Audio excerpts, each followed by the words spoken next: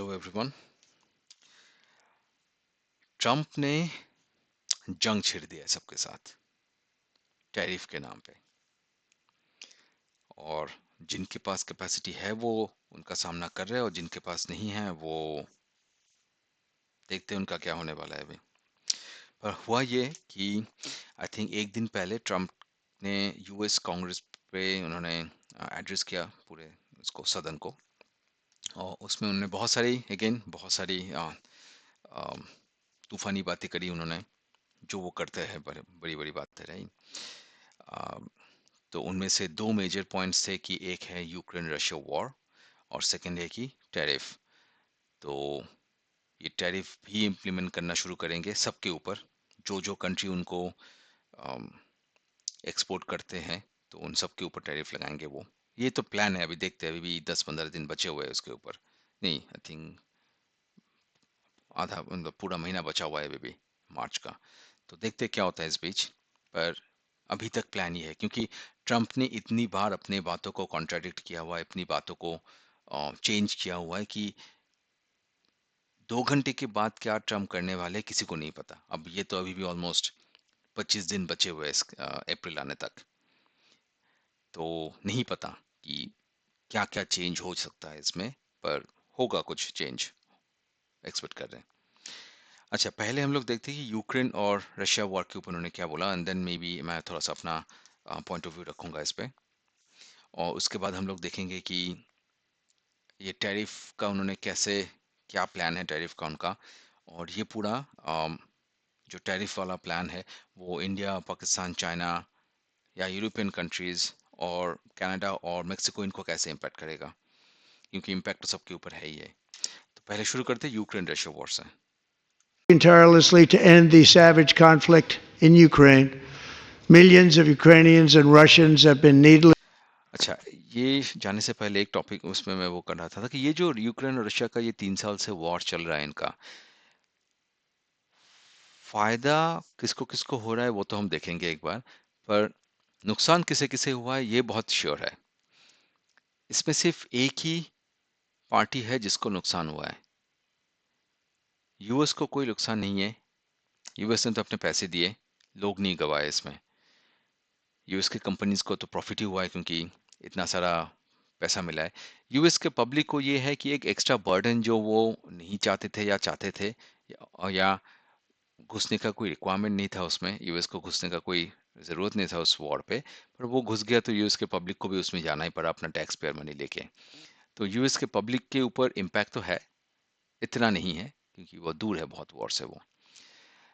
Second, Russian army and Russian president, Russian public. Russian army को भी casualty हुआ है बहुत, क्योंकि यूएस इस जंग में आने का रीज़न ही यही था कि वो रशिया को, नॉट यूएस, द पिछले वाला जो गवर्नमेंट था बाइडेन का, तो उनके इस वॉर में आने का रीज़न ही यही था कि वो रशिया को डिप्लीट करना चाहते थे रिसोर्स से, कि मिसाइल सारे ख़त्म हो जाए रशिया के यूज़ करते करते। यूएस तो दिए जा रहे मिसाइल्स ख़त्म हो नहीं रहा है, और रशिया का ख़त्म हो जाएगा क्योंकि सैंक्शन भी है रशिया के ऊपर बहुत सारे। अम, तो वो रशिया बाहर से कुछ ले नहीं पा रहा है किसी और कंट्री से, अपने इन्वेंट्री को उनको यूज़ करना पड़ रहा है। तो at some point of time Russia का इन्वेंट्री कमज़ोर पड़ जाएगा, मतलब तो वही प्लान वही था। पर आई डोंट थिंक इतना सक्सेसफुल वही हुआ है। but एनीवेज, तो moving on to Russia. Russia army को उनको बहुत लॉस हुआ ऑब्वियसली। 3 साल तक अगर एक वॉर चलता रहा, और वो भी यूएस जिसको सप्लाई कर रहा है यूक्रेन को अपने एडवांस्ड वेपन्स, राइट, तो रशिया को तो लॉस होगा इसमें, ऑब्वियसली हुआ। पर इतना नहीं, वो अभी भी लगे हुए हैं, राइट। रशिया के अंदर जाकर रशिया को हराना इज नॉट पॉसिबल, और यूक्रेन रशिया का ही पार्ट था कुछ साल पहले, तो अ, इतना इजी तो था नहीं वो वहां पे जाकर रशिया को हराना। उसके बाद Russian president, he became even more powerful. इस वॉर की वजह से वो अभी ज़्यादा पावरफुल। अभी तो ट्रम्प है अभी यहाँ पे। अब अगर ट्रम्प और पुतिन का अगर अच्छा चल जाता है इनका पेयर, तो Putin will come out even more powerful as a leader, global leader, अभी इसमें ग्लोबल पॉइंट ऑफ व्यू से, he will become even more powerful, और ज़्यादा पावरफुल हो जाएंगे अभी। रशियन पब्लिक के ऊपर ऑब्वियसली वॉर भी किसी कंट्री के साथ हो, पब्लिक तो सफ़र करता ही है, और कोई ना करे करे ना करे पब्लिक को ही सफ़र करना पड़ता है। तो रशियन पब्लिक को तो थोड़ा बहुत सफरिंग हुआ ही होगा, ऑब्वियसली सारे आर्मी के लोग वहीं से जा रहे होंगे, राइट, बहुत सारे मर भी गए होंगे उसमें, तो इट्स अ मेस। पर हाँ ठीक है, Russia is still in the winning side, so hopefully हम लोग बोल सकते हैं कि रशिया पब्लिक को थोड़ा कम इफेक्ट हुआ होगा। अब आते हैं यूरोपियन काउंटर पार्ट्स। उन्होंने कुछ किया नहीं एट द एंड। एक हाथ से तो वो रशियन ऑयल और रशियन गैस खरीद रहे थे, रशियन ऑयल वो इंडिया से खरीदते थे जो रशिया से होके इंडिया से होके जा रहा था वो, और दूसरे हाथ से वो रशियन गैस खरीद रहे थे, नेचुरल गैस, क्योंकि रशिया ही सप्लाई करता है उनको। और एक तरफ से वो यूक्रेन को वेपन्स, आर्म्स एंड एमुनिशंस दे रहे थे यूएस गवर्नमेंट के कहने पर। तो उन्होंने कुछ लूज नहीं किया एट द एंड, कुछ चले गए होंगे आर्मी वहां पे, पर दैट्स इट, मेजर कोई लॉस हुआ नहीं, ना उनके गवर्नमेंट को हुआ ना उनके पब्लिक को हुआ। अब आते हैं the other party, the Ukrainian Ukrainian president, जो कि एक, मुझे लगता है वो जोकर जैसा ही है, रीजन बीइंग वो कॉमेडियन था वो, दैट्स अ डिफरेंट थिंग, पर पॉइंट इज ग्लोबल पॉलिटिक्स थोड़ा सा डिफरेंट है, वो हमारे और आपके इमोशंस पे नहीं चलता वो। ग्लोबल पॉलिटिक्स इज डिफरेंट, उसको समझने के लिए उसके पास वो मैच्योरिटी था नहीं। जो कुछ चीजें जो हमें दिख रहा है, हम तो पॉलिटिक्स से दूर दूर से है, राइट, हमें तो कोई आता भी नहीं है कुछ पॉलिटिक्स के बारे में। हमें जो चीजें दिख रहा है वो फॉर सम रीजन उनको उसको नहीं दिखा, या उसको दिखा होगा ही, उसके पास कोई अपना वेस्टेड इंटरेस्ट होगा उस पे, उस वॉर में जाने का। अब क्या था वो अब नहीं पता चलेगा, वो बाद में पता चलेगा जब वो हटेंगे वहां से। अब हुआ ये कि यूएस गवर्नमेंट ने उनको पुश किया था, कि उनको जैक दिया था, टेक्निकल वर्ड वही है, उनको जैक दिया था यूक्रेनियन प्रेसिडेंट को, कि देखो तुम लग जाओ, मैं तुम्हें दे रहा हूँ कितना वेपन्स चाहिए, और दिए जा रहे थे वो। और रशिया लगा हुआ था उसके साथ, वो यूक्रेन के साथ फाइट नहीं कर रहा था, रशिया यूएस के साथ फाइट कर रहा था उसमें। सारे वेपन्स तो यूएस से जा रहे थे, आइदर वो यूरोप होके जा रहे थे वो यूएस से डायरेक्ट जा रहे थे, पर जहाँ यूएस से ही रहे थे वो। अम, उनके पास अपना कुछ था नहीं ज्यादा, कुछ जो था वो शायद पहले ही खत्म हो गया होगा। तो इस बंदे का कोई वेस्टेड इंटरेस्ट होगा इस वॉर पे जाने के लिए, और पूरे कंट्री को लेके जाने के लिए इस वॉर पे। अब जब 2 दिन 3 दिन या हफ्ते भर पहले वो ट्रम्प ने उसको बहुत अच्छी तरीके से लताड़ा वहां पे लाके, व्हाइट हाउस में, ट्रम्प ने और वाइस प्रेसिडेंट ने मिलके, तब जाके उसको समझ में आया होगा कि बॉस ये हो क्या रहा है मेरे साथ। पर तभी भी वो बंदा जैसे रिस्पॉन्ड कर रहा था ट्रम्प को, वो भी मुझे नहीं लगता कि वो मैच्योर था, क्योंकि ट्रम्प ऐसा इंसान है जिसको जिसको अपना ईगो बहुत पसंद है। मैं कभी इस ईगो पे, शिव के बारे में बताऊंगा, मुझे एक कहानी याद आया वैसे अभी, पर बाद में बताएंगे कभी। तो ट्रम्प ऐसा इंसान है जिसको अपने ईगो से बहुत प्यार है, तो उसकी ईगो को कोई हर्ट मत करो। अगर अपना काम निकालवाना है उससे, तो उसके ईगो को सपोर्ट करो, उसको ईगो को और थोड़ा जैक दो, वो शायद तुम्हारा काम बात मान भी जाए, या तो इतना ज्यादा गुस्सा ना हो। अगर तुम उसको चैलेंज करोगे उसके सामने बैठ के, तो वो रिवेंज मोड में आ ही जाएगा वो, यू कैनॉट डू एनीथिंग। तो जेलेंस्की ने वही किया, वहीं पे बैठ के वो उसको आर्गुमेंट दे रहा था कि नहीं तुमने ये गलत बोला, तुमने ये गलत बोला, अच्छा ऐसा नहीं था, उसने शुरू किया था। ट्रम्प ने मन बना लिया था कि काम नहीं करना है, अगर तुम चुप रहते तो शायद थोड़ा इजी होता तुम्हारे ऊपर। पर एनीवेज, तो आज ये ट्रम्प बोल रहे थे कि इसी इसी लेक्चर पे उन्होंने बोलेंगे, वो अभी सुनेंगे हम लोग अभी, तो कि हमें जेलेंस्की से कोई लेटर आया है कि दे आर एग्रीड, कि अभी हम लोग सब कुछ मानने के लिए तैयार है, यूएस क्या बोलेगा हम सब मान लेंगे। वही होगा, जेलेंस्की जब अपने कंट्री वापस गया, वहां पे जाके लोगों ने उसको समझाया, उनके आसपास के लोगों ने, कि अब कोई फायदा है नहीं, तुम्हारी औकात इतनी कुछ है नहीं कि तुम रशिया के साथ, यूरोप के सपोर्ट के तुम अभी जाओ, क्योंकि यूएस ने तो हाथ खड़े कर दिए कि मैं कुछ पैसे दे नहीं रहा हूँ। अब यूरोप बचा हुआ है, यूरोप की अपनी हालत बहुत खराब है, मतलब यूरोप में कुछ ऐसा कुछ है नहीं, ऑनेस्टली। यूरोप के वो जर्मन या फ्रांस को थोड़ा बहुत छोड़ दो, बाकी कंट्री सारे बहुत गरीब है, वो यूपी के जीडीपी से भी उनका कम जीडीपी है, तो ऐसा कुछ है नहीं उसके पास, यूरोप के पास देने के लिए। वो यूएस दे रहा था तो वही उसको पास ऑन कर रहा था, बस और कुछ नहीं। तो किसी ने समझाया होगा सबने मिलके कि अब बस देखो, यूरोप वाले बोलेंगे तो बहुत लंबे लंबे लेक्चर मारेंगे। अभी वो यूरोप वाले बोल रहे थे कि हम अभी बन जाएंगे, ग्लोबल लीडर बनेंगे, ट्रम्प तो अभी हट गया और यहाँ से सपोर्ट नहीं करता यूक्रेन को, हम करेंगे सपोर्ट। भाई तुम अपने देश को सपोर्ट कर लो, बस उतना ही है।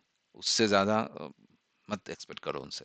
बट एनीवेज, तो समझ में आ गया होगा जेलेंस्की को, तो उन्होंने शायद आज लेटर लिखा सुबह सुबह या आज या कल, कि हम लोग रेडी है। अब यूएस का डिमांड क्या है कि देखो भाई, हमने इतने पैसे तो तुम पे डाले, राइट, इतने पैसे तुम पे हमने लगाए। कुछ बोलेगा ये, वो कुछ नंबर, $400 बिलियन ऐसा कुछ लगाया होगा उन्होंने। अब बोल रहे कि तुम्हारे यहाँ पे जो वो रेयर अर्थ मटेरियल मिनरल्स है, उसका 50% मुझे दो। अब पता नहीं कितने साल का कॉन्ट्रैक्ट होगा, क्या होगा, वो तो अब बात की बात है। पर यूएस भी ऐसे नहीं छोड़ेगा अभी। वही है, यूएस को अगर जाने अनजाने कोई कोई भी कंट्री अपने अंदर ले आता है यूएस को, नॉट जस्ट यूएस, किसी भी बड़े पावर को, चाइना को, रशिया को, वो कंट्री बर्बाद होके ही छोड़ता है वो। अफगानिस्तान मान लो, अ, पाकिस्तान, चाइना ने तो बर्बाद ही कर दिया उसको, पैसे दे दे के या ना दे दे के, जो भी करके, राइट। श्रीलंका बैंक्रप्सी पे जाने वाला था, वो किसी तरह बचा है। बांग्लादेश, वही सारे कंट्री, सेम कहानी। अफ्रीकन कंट्रीज, चाइना जहां जाता है फाइनेंशियली बर्बाद कर देता है, यूएस जहां जाता है उसका डेमोग्राफी खराब कर देता है। अफगानिस्तान का क्या हालत बनाया अभी, राइट, क्या था वो, कहाँ तक पहुंच गया। इराक का क्या हाल बनाया उस यूएस ने। सारे कंट्रीज, कोई नहीं बचता उससे। कहीं पर भी उसको ले आओ अंदर, डिस्ट्रॉय कर देगा वो कंट्री को। पर अब क्या ही कर सकते हैं, यही ग्लोबल पॉलिटिक्स है। इसी में रहना है सबको। पर एनीवेज, तो मूविंग ऑन, कि अब शायद जेलेंस्की ने लेटर भेजा है कि अब हम लोग रेडी है सब कुछ मानने के लिए। तो वही है। उसके बाद मैं जाऊंगा फिर से दूसरे वाले वीडियो पे, उसके बाद हम लोग मैं बताऊंगा मेरा point of view for trade war. बाकी सारे कंट्रीज का क्या हाल है। उसके बाद मैं एक थोड़ा सा सुशांत का सिन्हा है, उनका वैसे भी नाम है ना शायद, हाँ, तो उनका एक थोड़ा सा एक वीडियो देख लेंगे। वो भी बहुत अच्छे से समझा रहे थे उसमें, तो मैंने कहा वो भी एक बार देख लेते हैं। Killed or wounded in this horrific and brutal conflict with no end in sight. The United States has sent hundreds of billions of dollars to support Ukraine's defense with no security, with no anything. ये security मतलब ये बोल रहा है कि अब मुझे security दो उसके अगेंस्ट में, इतने जो पैसे मैंने तुम पे लगाए उसका वो मुझे रिटर्न दो, ब्याज मुझे रिटर्न दो, मूल भी देना साथ में धीरे धीरे। वही पुराने जमाने का जमींदार वाला कहानी हो गया कि मूल कहाँ देगो दोगे तुम, ब्याज ही देते जाओ पूरे लाइफ टाइम तक। तो अभी ये 400 बिलियन जो उन्होंने पे किया है उसका ब्याज लेते रहेंगे वो मिनरल के नाम पे। और यूक्रेन में आई थिंक बहुत सारा रेयर अर्थ मिनरल मिलता भी है उनको।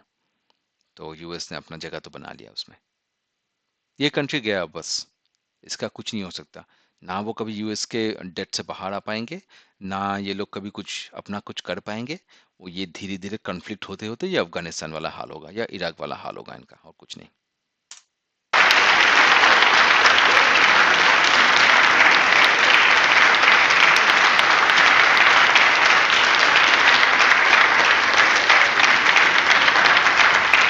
'Do you want to keep it going for another 5 years? Yeah. You would say, ये इसके इस साइड में, इस साइड पे जो लोग हैं वो इसके ऑपोजिशन वाले पार्टी है, और इस साइड में जो लोग हैं वो इनके अपने लोग हैं। तो यहाँ देख के वो टॉन्ट मार रहे थे कि तुम चाहते हो ये और 5 साल कंटिन्यू हो जाए। वो खुद ही बोलता है हाँ हाँ तुम तो जरूर चाहोगे चाहोगे ये। Pocahontas says yes.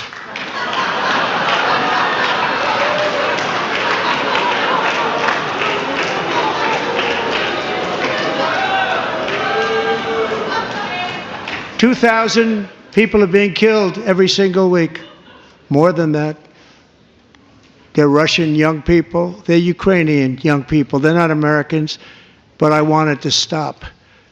Meanwhile, Europe has sadly spent more money buying Russian oil and gas than they have spent on defending Ukraine.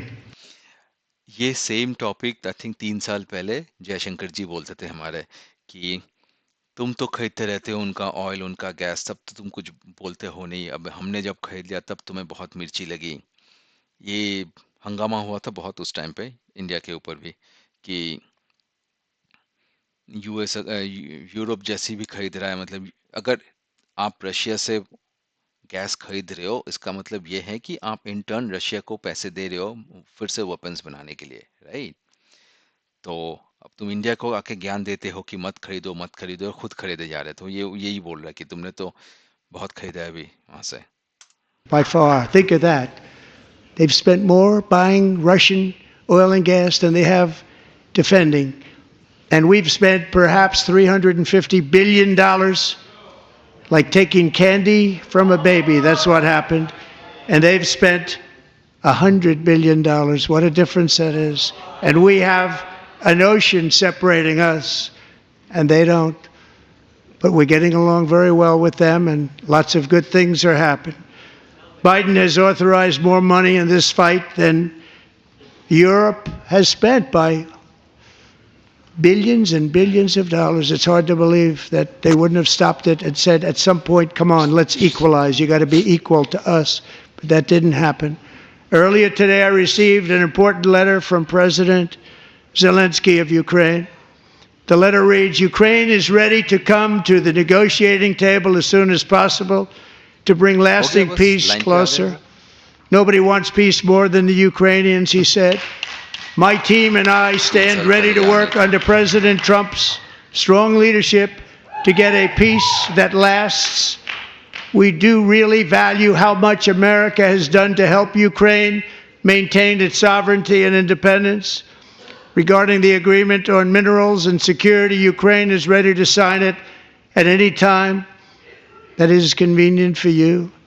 I appreciate that he sent this letter, just got it a little while ago. Simultaneously, we've had serious discussions with Russia and have received strong signals that they are ready for peace. Wouldn't that be beautiful? Wouldn't that be beautiful?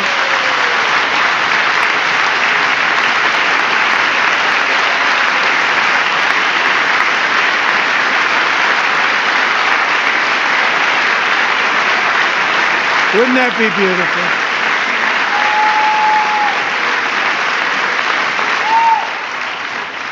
It's time to stop this madness. It's time to halt the killing. It's time to end this senseless war. तो यही है बस इनका ये बड़ा वाला announcement था ये इस वॉर के ऊपर। तो हो सकता है कि कुछ आने वाले कुछ महीनों में ये वॉर शायद थोड़ा सा कम हो जाए, और एटलीस्ट वर्ल्ड एक ही वर्ल्ड में एक ही टाइम पे दो दो वॉर तो शायद पहले कभी देखा नहीं होगा।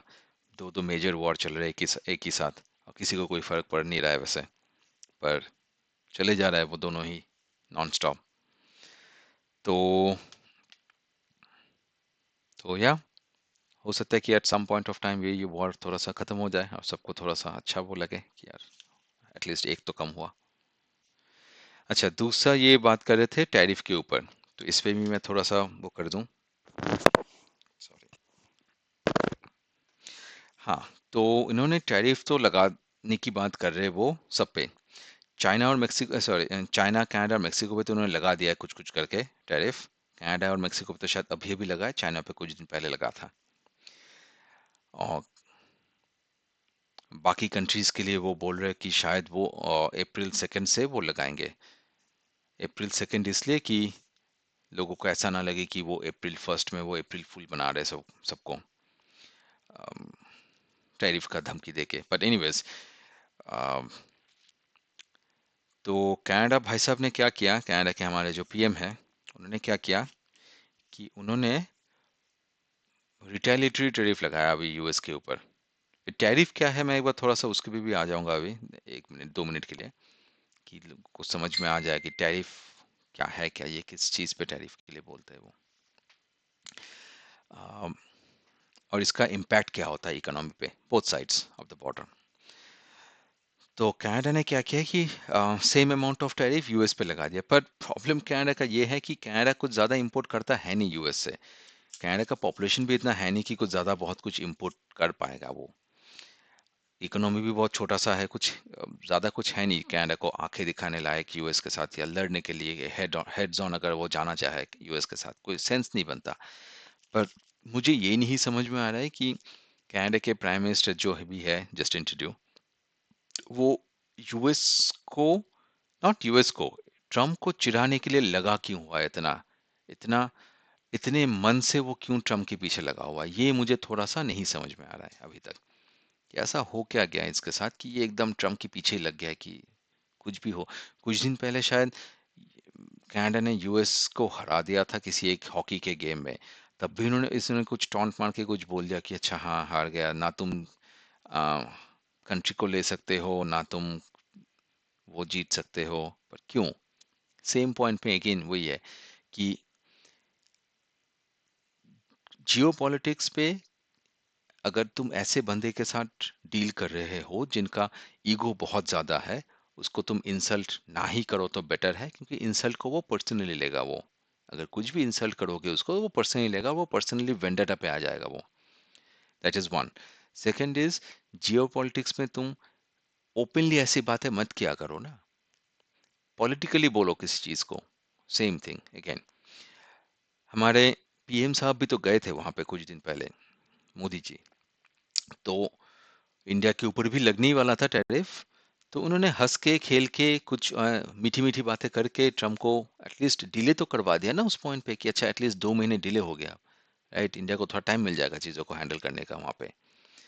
अगर उस केस में तुम जाके ट्रम्प को बोलोगे कि तुम्हारा दिमाग खराब हो गया या कुछ भी, मतलब राइट, और ट्रम्प बोल रहा है कि यूक्रेन को पैसा देगा नहीं वो, कनाडा जाके कैनेडियन प्राइम मिनिस्टर जाके वहां पे बोल रहे हैं कि ट्रम्प ना दे तो क्या हुआ, बाहर में जाए ट्रम्प, हम लोग तुम्हें 1.5 बिलियन डॉलर देंगे। जहां पे यूएस ने 400 बिलियन डॉलर दे दिए इनको, अब यहाँ पे ये कनाडा 1.5 बिलियन डॉलर दे के क्या ही उखाड़ लेगा वो, कि हाँ मैंने तुम्हें 1.5 बिलियन डॉलर दे दिया है। और कनाडा का अपना इकोनॉमी इतना खराब चल रहा है यहाँ पे अपने घर के और खाने के लाले पड़े हुए लोगों पे ऑलमोस्ट। ऐसा नहीं है, मतलब अफ्रीका जैसा नहीं है, पर एक्सपेंसिव इतना ज्यादा हो चुका है कि अफोर्डेबिलिटी से सब कुछ बाहर चल गया है, चला गया है, यहाँ पे कुछ है नहीं अफोर्डेबल यहाँ पे। उस केस में तुम वहां बाहर जाके तुम, क्योंकि ट्रम्प ने मना किया है बोल के तुम उसको चिढ़ाने के लिए उसको पैसे, यूक्रेन को पैसे दे रहे हो, doesn't matter, doesn't make sense. ये एक हो गया। और यूएस बहुत बड़ा पावर है और कनाडा के पास कोई ऑप्शन ही नहीं है। मेक्सिको के पास हो सकता है कि थोड़ा बहुत ऑप्शन हो, चाइना के पास बहुत सारे ऑप्शन है, इंडिया के पास थोड़े बहुत अलग कंट्रीज भी है डील करने के लिए। कनाडा के पास कोई ऑप्शन ही नहीं है। कनाडा के पास एक यूएस ही है जो लैंड लॉक में लगा हुआ है कनाडा के साथ, बाकी चारों तरफ तो सी है, तो तुम वहीं कहीं हम लोग जा नहीं सकते। और कनाडा के पास कोई इतना कुछ इंडस्ट्री के नाम पे तो कुछ है नहीं कि हम लोग बहुत कुछ बनाते होंगे यहाँ पे। तो ये पता नहीं किस पॉइंट पे या किस स्ट्रेंथ पे वो जाके यूएस से लगा हुआ है। मेरे इस पे एक दिमाग में ये भी आता है कभी कभार कि हो सकता है कि ये जानबूझ के कर रहा हो, ये जानबूझ के ये ट्रम्प को भड़काता है कि ट्रम्प जाके कनाडा के ऊपर ये टैक्सेस वगैरह या टैरिफ वगैरह लगाए।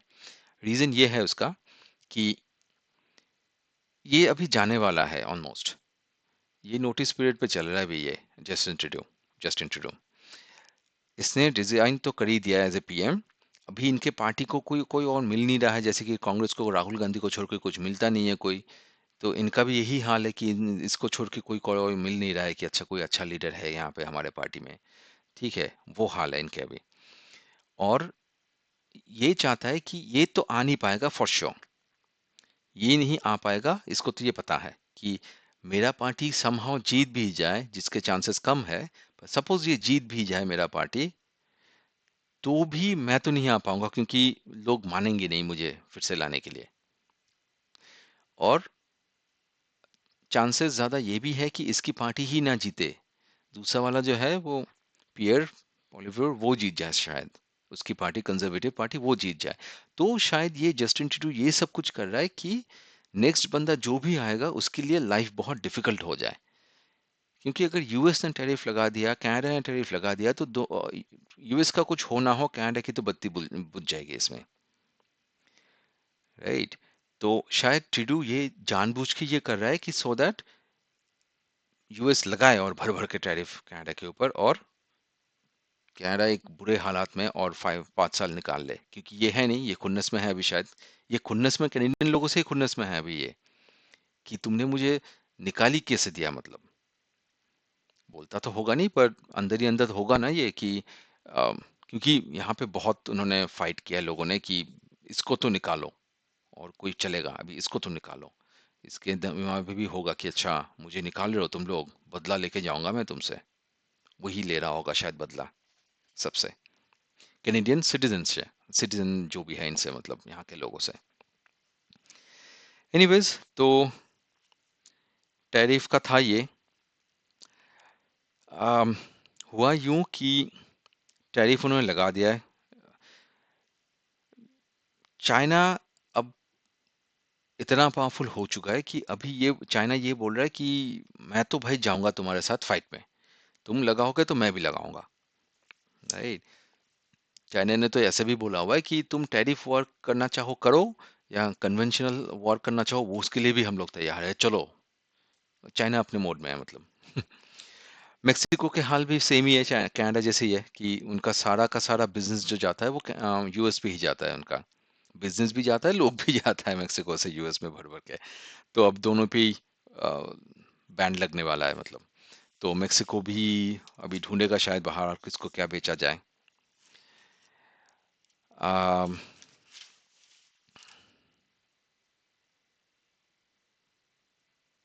अच्छा, ये टैरिफ है क्या, और ये क्यों थोड़ा सा ट्रिकी है? 2 मिनट के लिए मैं ये थोड़ा सा इस पे थोड़ा सा बात कर लेते हैं। टैरिफ ये होता है, it's a kind of an taxes, right? Suppose country A country B को कोई सामान बेचता है, कंट्री ए पे वो बनता है, कंट्री बी पे वो आता है। तो मान लो कि कंट्री ए इज इंडिया है और कंट्री बी यूएस है यहाँ पे। तो कंट्री ए से कंट्री बी में कोई सामान एक्सपोर्ट हो रहा है, और कंट्री बी क्या बोलता है, वो जब ये सामान यहाँ से आता है, इनके कंपनी को ये बोलता है कि तुम इस सामान का अगर प्राइस $100 है, तुम मुझे $10 एक्स्ट्रा पे करोगे, तो इस प्रोडक्ट का प्राइस बन जाएगा $110, या उसके ऊपर और भी कुछ लगाएंगे, वो अलग इशू है, पर $110 प्रोडक्ट का प्राइस बन जाएगा आते आते।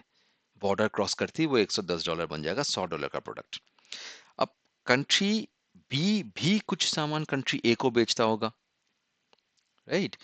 तो कुछ भी जाता होगा उसमें से, ऑयल हो गया सपोज, जैसे कि यूएस से इंडिया में आता होगा एंड ऑल, राइट? कुछ और प्रोडक्ट्स आते होंगे। तो ये होगा कि कंट्री बी जब कंट्री ए को कुछ बेचता है, जैसे लग्जरी कार से आता है बहुत सारा, अम, तब कंट्री बी बोलता है कि अच्छा तुम्हें अगर मेरे कंट्री में कुछ बेचना है, तो तुम मुझे इसके ऊपर 100% टैक्स दोगे। इसका मतलब ये है कि $100 का अगर कोई सामान तुम मेरे कंट्री में बेच रहे हो, कंट्री ए में, तो तुम मुझे इसके ऊपर $100 और पे करोगे, तो उस प्रोडक्ट का प्राइस हो जाएगा $200, राइट? तो अब ट्रम्प ये बोल रहा है कि देखो हम तुमसे कितना कम टैक्स टैरिफ लेते हैं, तुम हम पे ऊपर ज्यादा टैरिफ लगाते हो, तो हम भी इसका टैरिफ 100% कर देंगे, या जितना भी तुम लगाते हो, मतलब तुम अगर 50% लगाते हो तो हम भी 50% पे लेके आएंगे। तो गोल इसका ये है कि कंपनीज को, जो कंट्री बी में, जो यूएस में जो कंपनीज है, उनको ये डिस्करेज करे कि वो बाहर से बनवा के सामान अंदर लाए। जैसे कि चाइना से बना के ये पेंसिल लेके आते हैं ना, वो ना करे, वो यूएस में ही बनाए। अब उसके अपने इम्प्लीकेशंस है, यूएस में बनाना कितना एक्सपेंसिव होगा वो अलग टॉपिक है बात करने के लिए, राइट? पर पहला काम तो यही करना चाहता है कि ये कंट्री ए से कुछ भी सामान, या कंट्री ए जैसी जितने भी कंट्रीज है, मतलब Canada, India, China, Mexico, Brazil, जो भी है, इनसे अगर तुम कुछ भी सामान यहाँ लेके आते हो हमारे कंट्री में, तो तुम्हें इसके लिए बहुत पैसे डाल देने पड़ेंगे extra on top of the price. तो एक कंपनी क्या सोचेगा कुछ महीने के बाद, या कुछ हफ्तों के बाद, या कुछ दिनों के बाद, कि इतना पैसा तो लग ही रहा है यहाँ पे, तो यहीं बना लेते हैं भाई, इसको सस्ता पड़ेगा। हो सकता है कि वो $100 प्लस $100 की जगह में वो $100 प्लस $50 पड़ जाए यहाँ पे। तो ये कंट्री यहाँ के कंपनीज ये सोचेंगे कि चलो यहीं पे बना लेते, तो यहाँ पे जॉब बढ़ेगा ये वो। पर शॉर्ट टर्म में ये एक ट्रबल है यूएस के लोगों के लिए कि सारी चीजें इनके लिए, जो भी चीजें बाहर से आती होंगी इनके पास, वो सारा एक्सपेंसिव हो जाएगा अभी, सब कुछ। जैसे कि यूएस में सारा इधर उधर का सामान सारा चाइना से आता है, कुछ नहीं बनता वहाँ पे, राइट। कनाडा से बहुत सामान जाता है, इंडिया से बहुत कुछ जाता है, मेक्सिको से बहुत कुछ सामान जाता है उनके पास। अगर सब पे टैक्सेस लगा दिया तो वो सारा सामान एक्सपेंसिव हो जाएगा, राइट। अब लॉन्ग टर्म में शायद अच्छा हो कि इंडस्ट्री आ जाए वहाँ पे, और इंडस्ट्री पे उनको जॉब मिल जाए एंड एवरीथिंग, राइट। तो शायद ट्रम्प वो लॉन्ग टर्म का प्लान बना रहे होंगे अभी। पर शॉर्ट टर्म में ये है कि फाइनेंशियल क्राइसिस तो आएगा ही आएगा। ठीक है, अब हम लोग सुनते हैं इसके बाद। April 2nd, reciprocal tariffs kick in.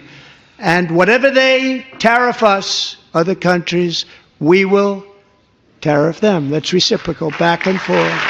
Since taking office, my administration has launched the most sweeping border and immigration crackdown in American history. The media and our friends in the Democrat Party kept saying we needed new legislation, we must have legislation to secure the border. But it turned out that all we really needed was a new president. अच्छा, Trump आते ही ना उन्होंने border के ऊपर बहुत सारे restrictions लगाए, तो अभी हो क्या रहा है, वो इंडिया को भी, इंडिया ने भी वो न्यूज़ आया था ना कि वो डिपोर्ट कर रहे लोगों को जो इलीगली वहां पे रहते हैं। तो इंडिया में से तो ज्यादा नहीं, वो 2-3 प्लेन में उनका हो गया है। वो मेक्सिको से वो ट्रक भर भर के आते हैं वहां से। तो इनके ऊपर अभी बहुत क्रैकडाउन हो रहा है पूरे यूएस में, कि जो भी इलीगली उनको मिलता है वो उठा उठा के वो भेज रहे। एक पॉइंट ऑफ व्यू से अच्छा भी है, अच्छा ही है। एक पॉइंट ऑफ व्यू, सारे पॉइंट ऑफ व्यू से अच्छे ही है एक्चुअली, क्योंकि ये जो लोग जाते हैं इलीगली, वो कोई डॉक्टर से इंजीनियर से होते हैं नहीं, राइट। वो सारे के सारे क्रिमिनल्स ही होते हैं मोस्टली। यहाँ वो जाने में कुछ प्रॉब्लम होगा उनको, अगर डॉक्टर्स इंजीनियर्स होते तो वैसे ही चले जाते वो, राइट। ऐसे ही यूएस पहुंच जाते, तो है नहीं बोल के ही वो उनको इलीगली जाना पड़ता है। और वो जाके वो कोई फिलांथ्रोपिक काम तो कुछ करते नहीं है, दान पुण्य का काम तो कुछ करते हैं नहीं। वो करते क्या है, वो सारे क्रिमिनल जो करते वही काम करते, वो जो मेक्सिको में करते थे वही जाके यहाँ पे करते, वही ड्रग्स का बिजनेस ये वो, राइट। सब कुछ शुरू हो जाता है इनका। तो प्रॉब्लम तो वहाँ के लोगों को ही हो रहा है, राइट। यूएस के अपने सिटीजन्स को ही हो रहा होगा, राइट। वहाँ के अपने पब्लिक को ही हो रहा होगा।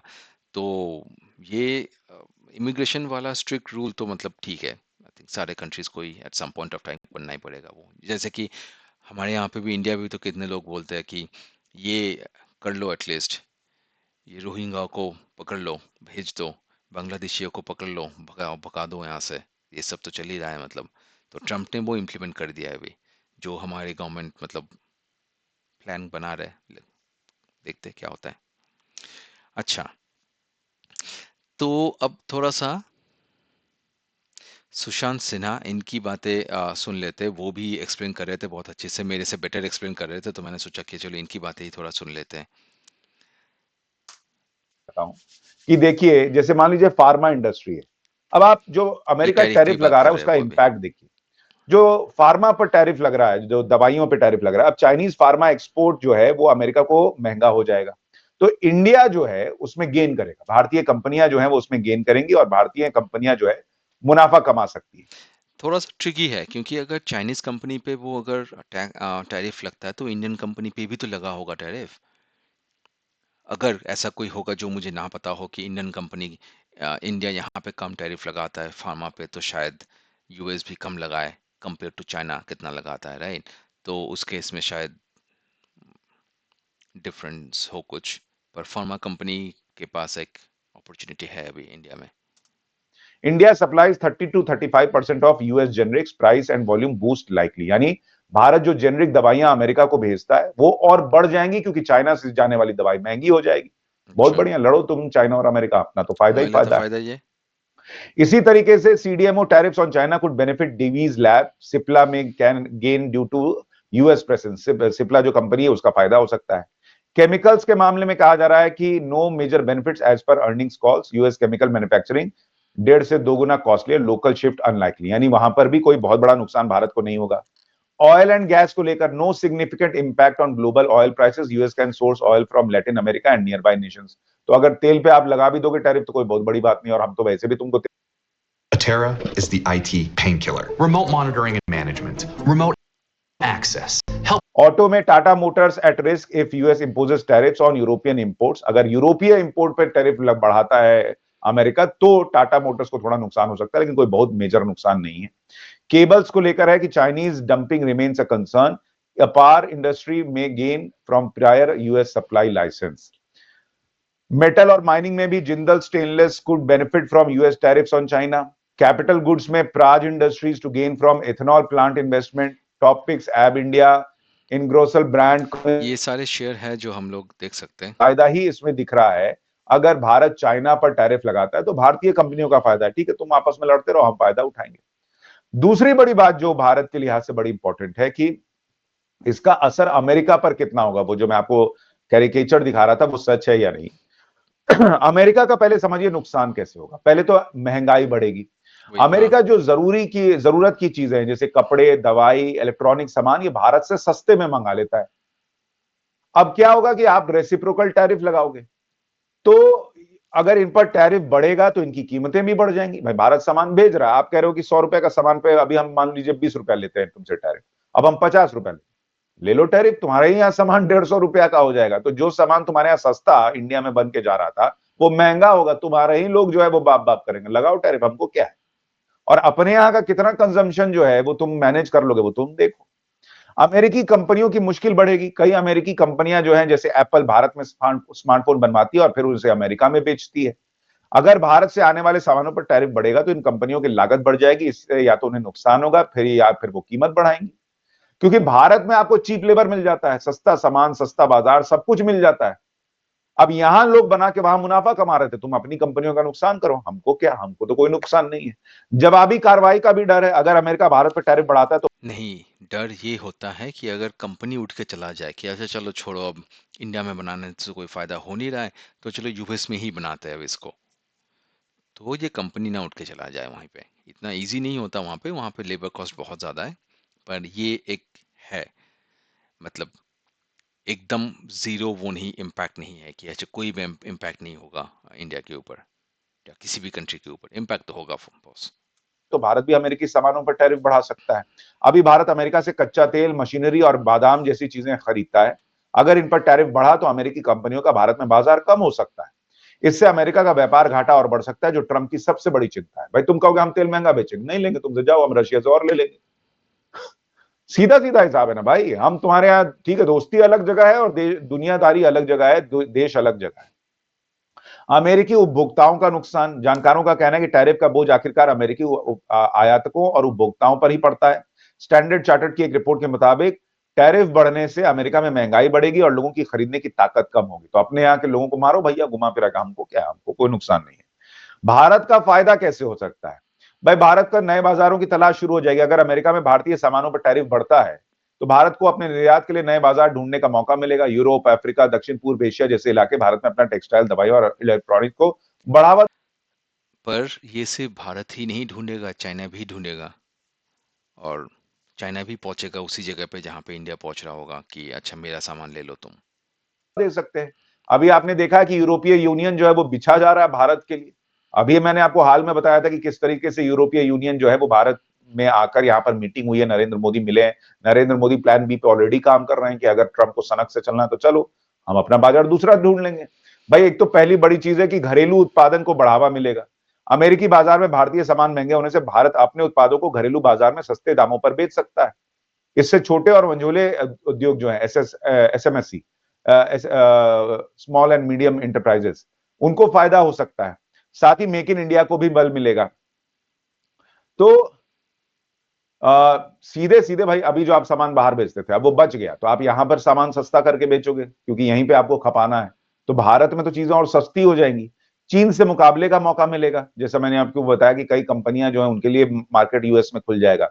सीमित नुकसान है। मूडीज और एसएनपी जैसी एजेंसियों का कहना है कि भारत की अर्थव्यवस्था घरेलू मांग पर ज्यादा निर्भर है, न कि निर्यात पर।